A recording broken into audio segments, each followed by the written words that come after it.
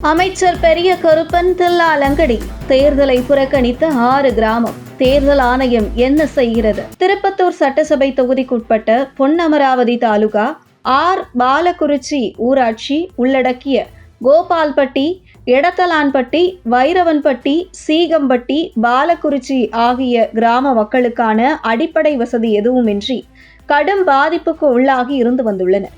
இதனால் கடந்த 20 வருடமாக திருப்பத்தூர் சட்டமன்ற தொகுதி உறுப்பினராக இருந்து வரும் அமைச்சர் பெரிய கருப்பன் எங்கள் கோரிக்கையை நிறைவேற்றவில்லை என்கிற கடும் கோபம் அந்த பகுதி மக்களுக்கு இருந்து வந்துள்ளது. இதனைத் தொடர்ந்து இந்த 6 கிராம மக்களுக்கும் பெரிய கருப்பனுக்கு எதிராக வாக்களிக்கும் முடிவில் இருந்து வந்துள்ளதாக கூறப்படுகிறது. ஆனால் இவர்கள் அமைச்சர் பெரிய கருப்பனுக்கு எதிராக வாக்களிப்பதை தடுக்க பெரிய கருப்பன் ஆதரவாளர்கள் அந்த கிராம மக்களிடம் ஊடுருவி, நீங்கள் தேர்தலை புறக்கணித்தால் மட்டுமே உங்கள் கோரிக்கைகள் நிறைவேற்றப்படும் என்று மக்களை ஏமாற்றி தேர்தல் புறக்கணிப்பில் ஈடுபட செய்ததாக கூறப்படுகிறது. இதனால் அந்த 6 கிராமத்தில் இருக்கும் சுமார் 2012 வாக்குகளில் ஒரு ஓட்டு கூட பதிவாகவில்லை என்றும், மேலும் இது தொடர்பாக செய்திகள் வெளிவராதபடி அமைச்சர் பெரிய கருப்பன் தரப்பு செய்ததாக கூறப்படுகிறது. அந்த வகையில் இந்த 6 கிராமங்களில் தனியாக தேர்தல் நடத்த தேர்தல் ஆணையம் நடவடிக்கை எடுக்க வேண்டும் என்று சமூக ஆர்வலர்கள் கருத்து தெரிவித்து வரும் நிலையில் அந்த கிராம மக்கள் பேசிய வீடியோ இதோ. ஒரு அடிப்படை வசதி, எந்த ஒரு நல்ல திட்டமோ எதுவுமே எங்க ஊருக்கு வந்து இது வரைக்கும் கிடைக்கவே இல்லை.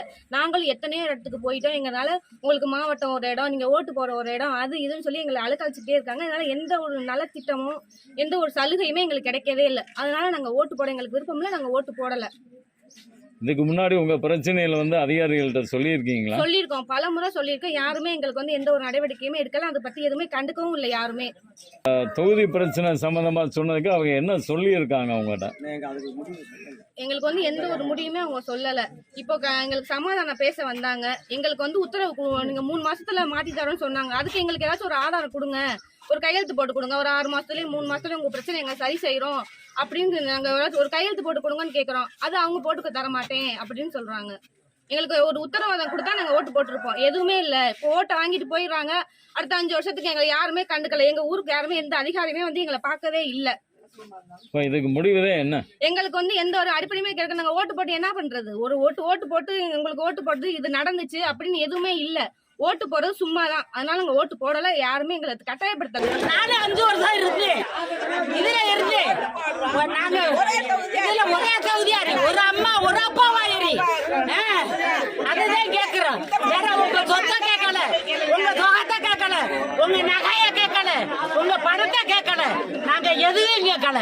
நாங்க எங்களுக்கு ரோடு ஜெயிச்சு வந்தா நன்றி சொல்லு, இதத்தான் நாங்க சொல்றோம்.